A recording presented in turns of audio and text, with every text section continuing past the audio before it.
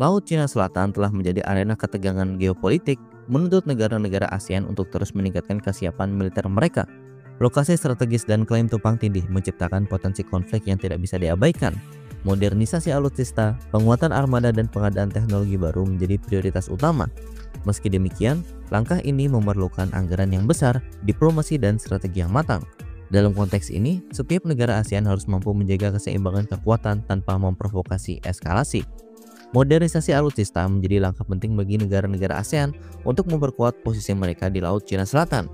Namun, proses ini tidaklah mudah, terutama bagi negara dengan keterbatasan anggaran atau ketergantungan pada pemasok asing. Malaysia misalnya saat ini menghadapi tantangan besar dalam meningkatkan kesiapan armada udaranya. Kondisi di lapangan menunjukkan jumlah alutsista yang siap operasi semakin berkurang setiap tahunnya, sehingga mendesak langkah-langkah konkret untuk meningkatkan kemampuan pertahanan. Dalam upaya mempercepat kesiapan militernya, Malaysia baru-baru ini mendesak Korea Selatan untuk segera menyelesaikan pesanan 18 unit pesawat FA-50.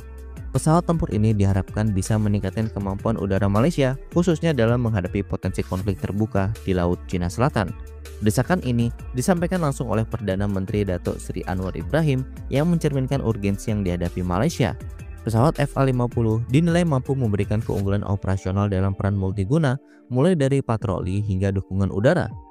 Selain modernisasi individu, kolaborasi regional menjadi kunci dalam menghadapi potensi konflik di Laut Cina Selatan. Negara-negara ASEAN harus memperkuat mekanisme kerjasama melalui latihan militer bersama, berbagi data intelijen, dan pengembangan strategi pertahanan kolektif. Hal ini akan menciptakan sinergi yang lebih kuat dalam merespon ancaman eksternal. Kolaborasi ini juga memberikan peluang untuk mengoptimalkan sumber daya terbatas di antara negara anggota ASEAN. Kesiapsiagaan ASEAN dalam menghadapi potensi konflik di Laut Cina Selatan tidak hanya bergantung pada kekuatan militer tetapi juga kemampuan diplomasi. Negara-negara ASEAN harus tetap menjaga hubungan baik dengan kekuatan besar seperti Amerika Serikat maupun China, sembari memperkuat hubungan intra-kawasan. Kombinasi antara diplomasi yang cerdas dan peningkatan kemampuan militer dapat menjadi strategi efektif untuk mencegah eskalasi konflik.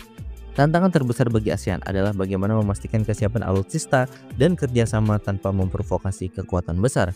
Kasus Malaysia yang mempercepat pengadaan FA-50 menjadi contoh bahwa kesiapan militer harus menjadi prioritas utama di tengah ancaman yang meningkat. Melalui upaya kolektif, ASEAN dapat menjadi kekuatan stabilisator di kawasan, menciptakan keamanan yang berkelanjutan di Laut Cina Selatan dan juga sekitarnya. Nah, bagaimana menurut kalian mengenai hal ini? Sampaikan komentar kalian di bawah.